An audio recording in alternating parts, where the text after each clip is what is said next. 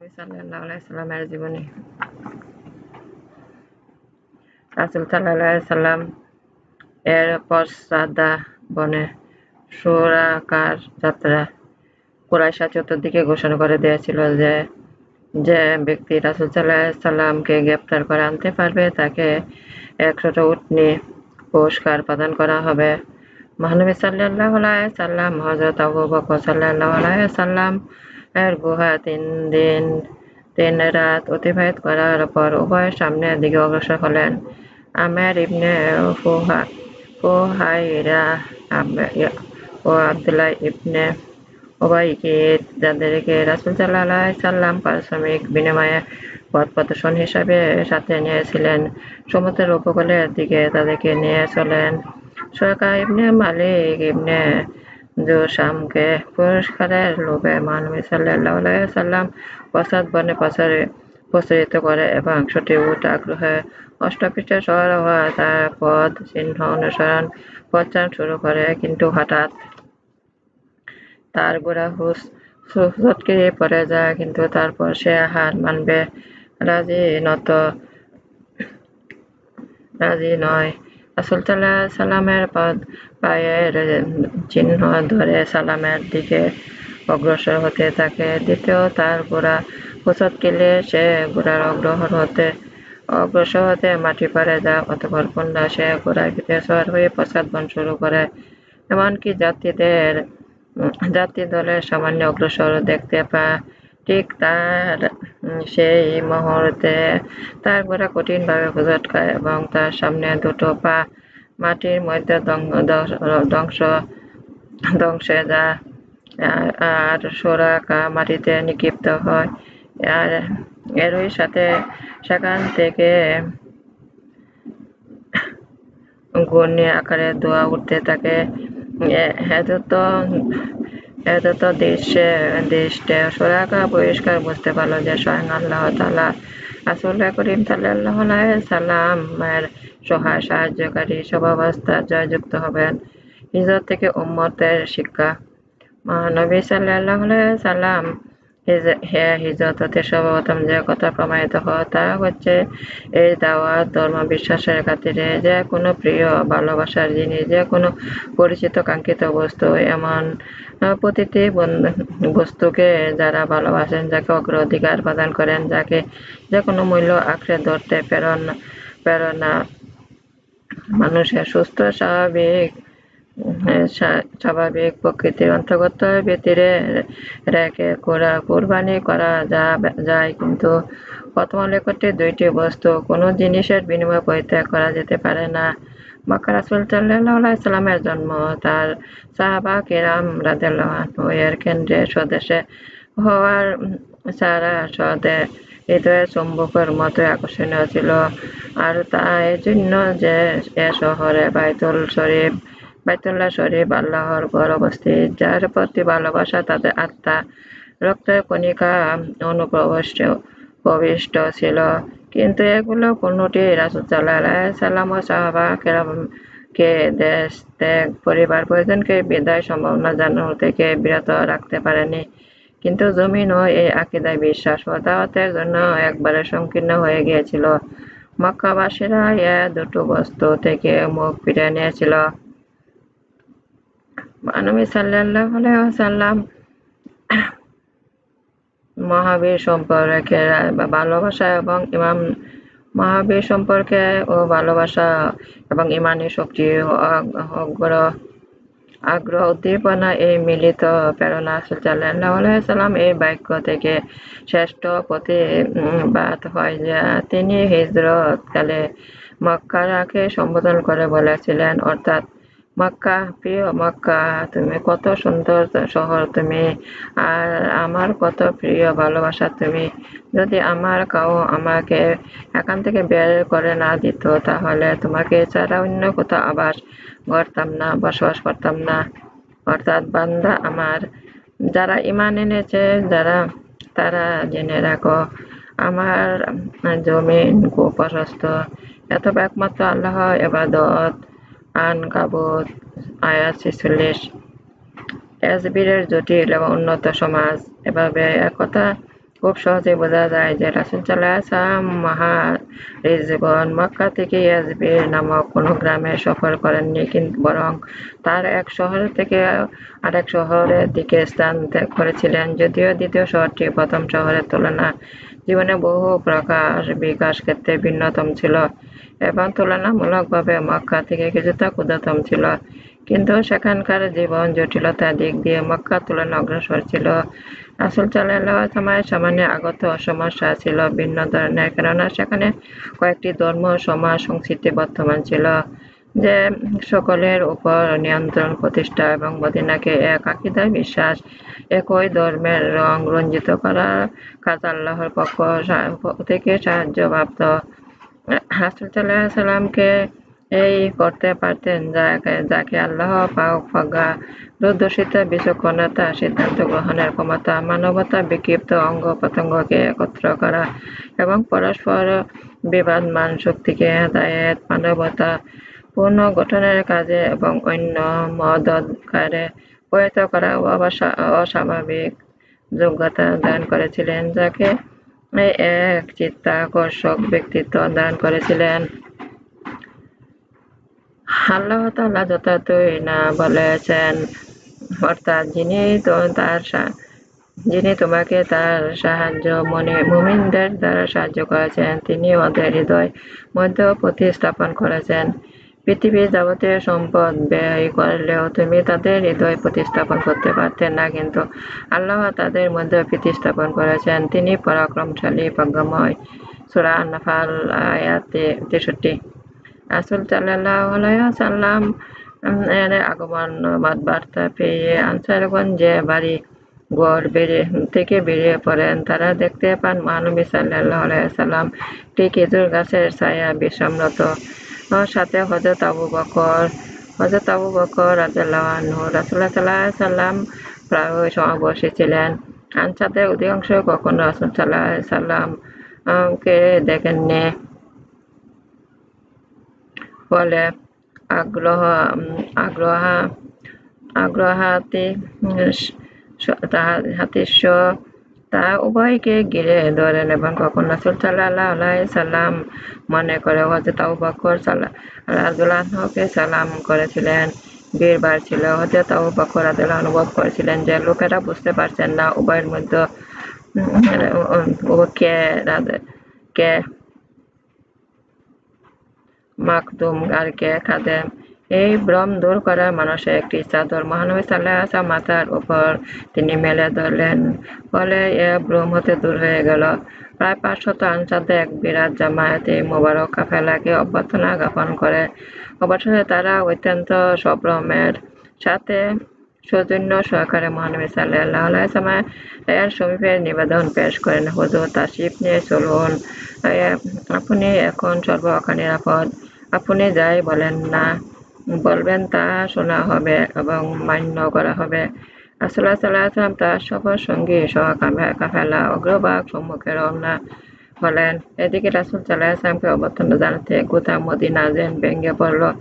সবাই তাকে খুশ আমদেদ জানাতে উদগ্রীব। মহিলারা দালানের কোঠায় ছাদে উঠে এই নবাগত কাফেলা দেখছিল, একে অপরকে বলছিল, এদের মধ্যে মুহাম্মদ সাল্লাল্লাহু আলাইহি ওয়াসাল্লামকে। হযরত আনসার রাদিয়াল্লাহু আনহু বলেন, এরপর আমরা আর কখনো এই দৃশ্য দেখতে পাইনি। মানুষ, পথে ঘাটে লোক চলাচল, রাস্তা, ঘরের ছাদ, হিড়িক, পথ, দরজা, এক কথায় সবত্রই জামায়াত। আবার বৃদ্ধ, বনিতা, মনিব, বৃদ্ধ সকলের মুখে এক কথা, এক আওয়াজ, আল্লাহু আকবার, রাসূল সাল্লাল্লাহু আলাইহি ওয়াসাল্লাম এসেছেন, আল্লাহু আকবার, মুহাম্মদ সাল্লাল্লাহু আলাইহি ওয়াসাল্লাম এসেছেন, আল্লাহু আকবার, আল্লাহর রাসূল আগমন করেছেন।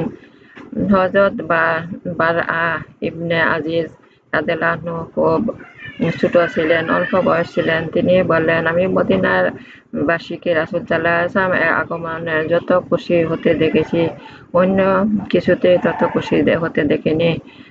দেশে আনন্দে আতিশয্য বলে চিৎকার করে রাসূল সাল্লাল্লাহু আলাইহি ওয়াসাল্লাম এসেছেন, আল্লাহর রাসূল এসেছেন। মুসলমানেরা তার মনে খুশি, আনন্দিত। তাকবীর ধ্বনি দেয়।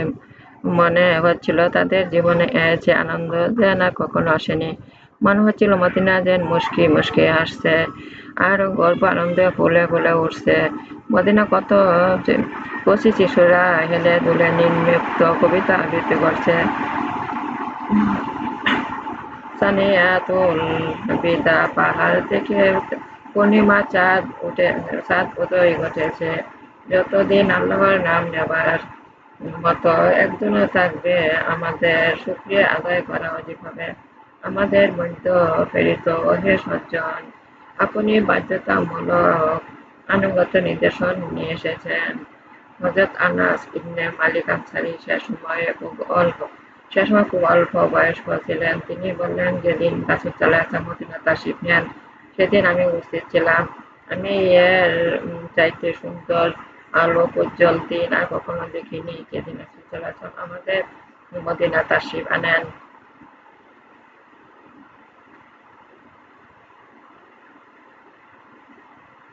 কুবা মসজিদের প্রথম জুম্মা। আল্লাহর রাসূল সাল্লাল্লাহু আলাইহি ওয়াসাল্লাম কুবার চার দিন অবস্থান করেন। এ সময় হযরত আম্মার রাদিয়াল্লাহু আনহু উদ্যোগে মসজিদে কুবার বুনিয়াদ স্থাপন করলেন। তাকওয়ার উপরে মসজিদ বুনিয়াদ স্থাপিত হয়েছিল। এ মসজিদ ইতিহাসে প্রসিদ্ধ কুবা মসজিদ। এ সম্পর্কে মহান আল্লাহ পাক বলেছেন, অর্থাৎ নিশ্চয়ই তাহা এমন মসজিদ যা তাকওয়া বুনিয়াদের উপর প্রতিষ্ঠিত ছিল। অথবা জুমার দিন তিনি সেখান থেকে সামান্য অগ্রসর হয়ে বনী সালাম ইবনে আওফ মহল্লায় গিয়ে উপস্থিত হলেন। সালাতের সময় হলে তিনি এখানে মহল্লা মসজিদ জুম্মা আদায় করতেন। মদিনা প্রবেশ। জুম্মার নামাজ আদায় করার পর প্রিয় নবী সাল্লাল্লাহু আলাইহি ওয়াসাল্লাম মদিনা গমন করেন। সেদিন থেকে ইয়াসরিবের নাম হয়েছে মদিনা, তোর রাসূলের শহর। এই দিন ঐতিহাসিক স্মরণীয় দিন। চারদিকে আল্লাহর প্রশংসার ধ্বনি শোনা যাচ্ছিল। আনসার শিশু আনন্দিত উদ্বেলিত হয়ে এ সময় আবৃত্তি করল, আমরা নাজ্জার গোত্রের বালিকা, কি সৌভাগ্য আমাদের, মুহাম্মদ আমাদের প্রতিবেশী। আনসাররা বিত্তশালী ছিল না, কিন্তু সবাই চাচ্ছিলেন যে প্রিয় নবী সাল্লাল্লাহু আলাইহি ওয়াসাল্লাম তার বাড়ি অবস্থান করবেন।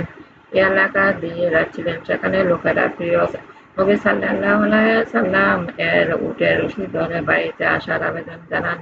কিন্তু রাসূল সাল্লাল্লাহু আলাইহি ওয়াসাল্লাম বলে দিলেন যে উটনীর পথ ছেড়ে দাও, সে আল্লাহর তরফ থেকে আদেশ পেয়েছে। এরপর উটনী ইচ্ছা মতো চলতে লাগলো। বর্তমানে সেখানে মসজিদে নবী রয়েছে, সেখানে গিয়ে থামলো। প্রিয় রাসূল সাল্লাল্লাহু আলাইহি ওয়াসাল্লাম উটনী থেকে নামলেন না। উটনী সামান্য কিছু দূর এগিয়ে নিল, এরপর পুনরায় ঘুরে আগের স্থানে ফিরে এলো এবং বসে পড়ল। এটা ছিল প্রিয় নবীর নানাদের মহল্লা। তখন সেখানে খেজুরের বাগান একটি ছিল। জায়গাটি ছিল বনী নাজ্জারের দুটি ইয়াতীম বালকের। তারা আল্লাহ রাসূল সাল্লাল্লাহু আলাইহি ওয়াসাল্লাম মাটিকুলের দিক দিয়ে আত্মীয়তার সূত্রে সম্পর্ক ছিল। রাসূল সাল্লাল্লাহু আলাইহি ওয়াসাল্লাম উটনীর পৃষ্ঠ থেকে নেমে আসেন। আবু আইয়ুব আনসারী, খালিদ ইবনে যায়েদ আন আন নাজ্জারী আল কায়রাজি তার সামান্যপত্র নামে বাসায় যায়। রাসূল সাল্লাল্লাহু আলাইহি ওয়াসাল্লাম অবস্থান করেন। আবু আইয়ুব আনসারী রাদিয়াল্লাহু আনহু হযরত রাসূল আকরাম সাল্লাল্লাহু আলাইহি ওয়াসাল্লামের মেহমানদারি, সেবা, যত্ন, ভক্তি, সম্মান প্রদর্শন কোনো ত্রুটি রাখেননি।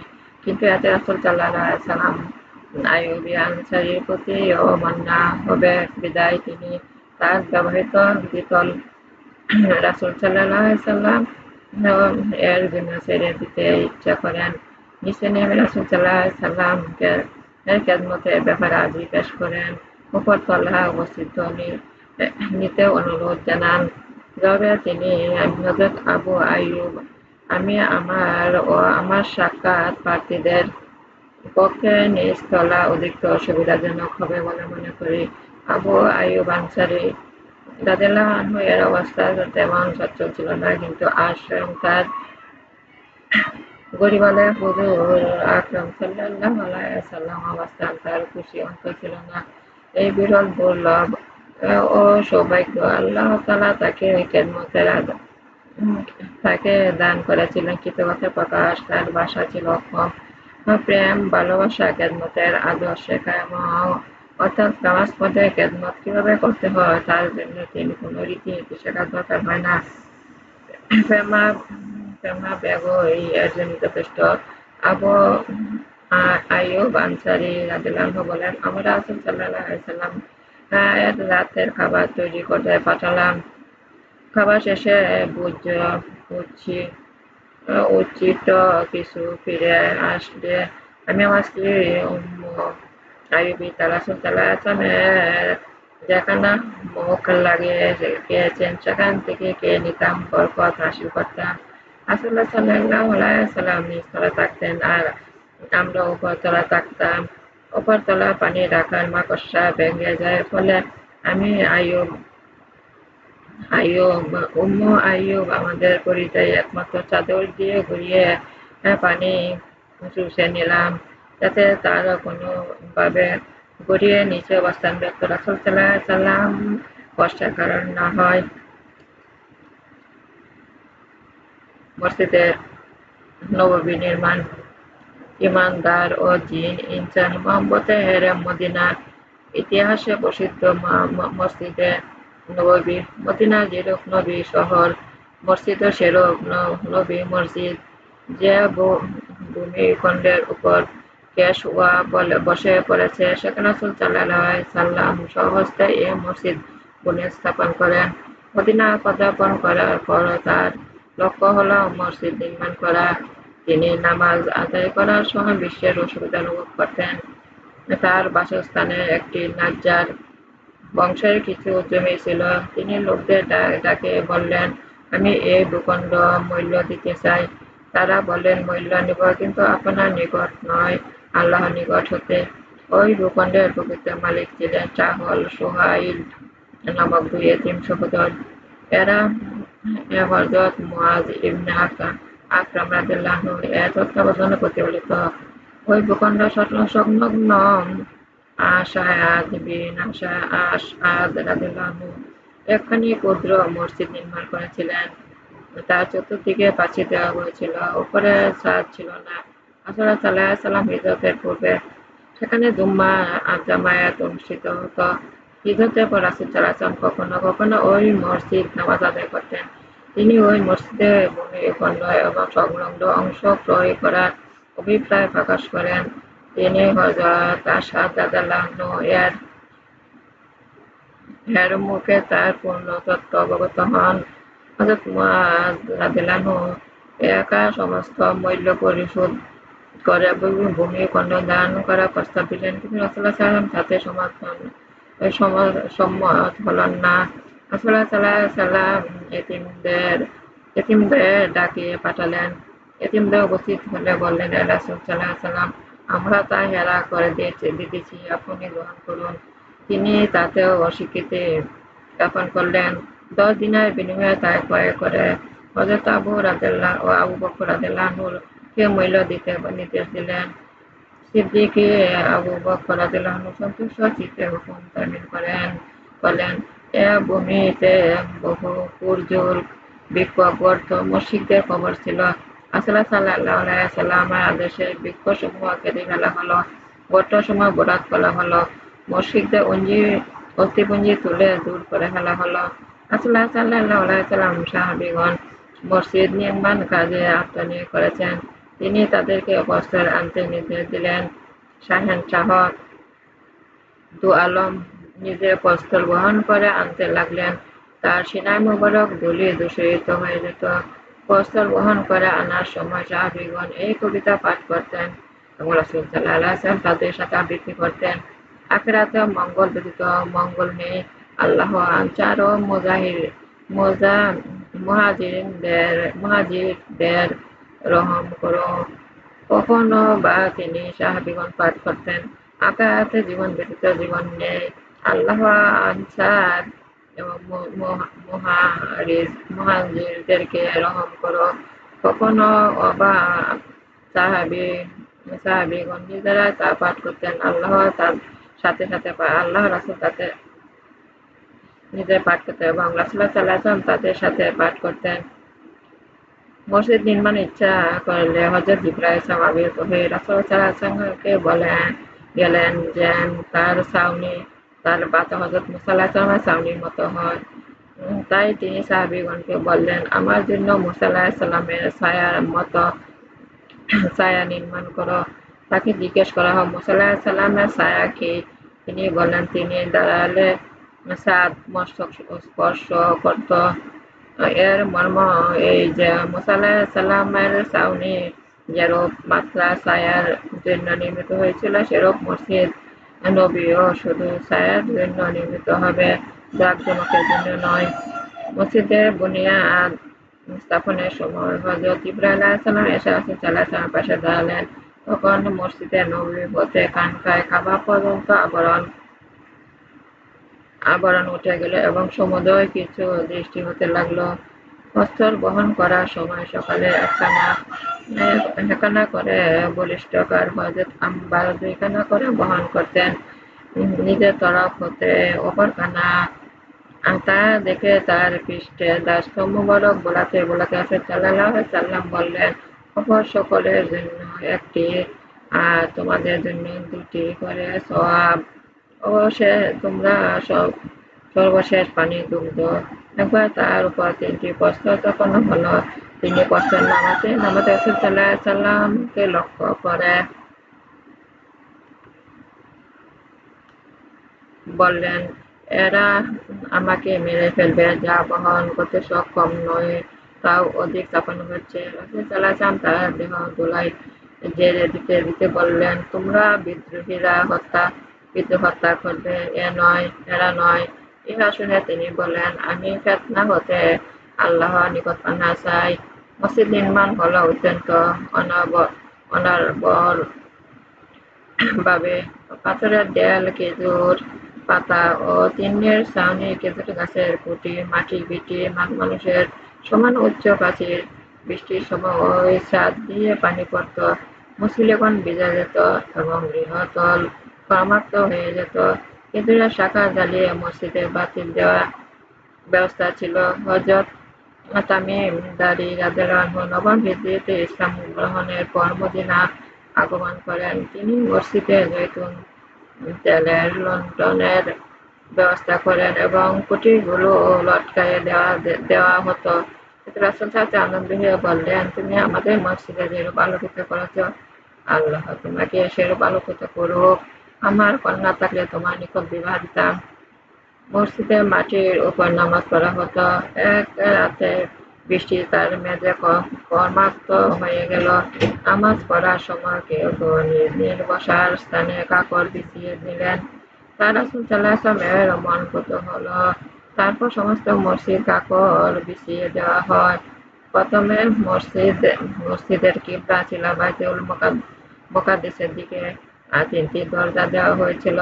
এর নাম বাবে রহমত, অপরটির নাম বাবে জিবরাইল, আরেকটি পশ্চাদের দিকে। বাবে জিবরাইল দিয়ে রাসূল সাল্লাল্লাহু আলাইহি ওয়াসাল্লাম প্রবেশ করতেন। কাবার দিকে কিবলা পরিবর্তিত হয়ে পশ্চাৎ দিক দরজা বন্ধ করে উত্তর দিক কিবলা পরিবর্তিত হলে পশ্চিম দিকের দরজা বন্ধ করে দেওয়া হয়। একটা আনসার মসজিদটিকে উচ্চ সুবাসিত করার জন্য কিছু মাল এনে হাজির করলেন। রাসূল সাল্লাল্লাহু আলাইহি ওয়াসাল্লাম খেদমতে আরজ করলেন, কোথায় এই মসজিদের শোভা? আপনি আরো কত খেজুর পাতার ছাউনি তলে নামাজ পড়াবেন?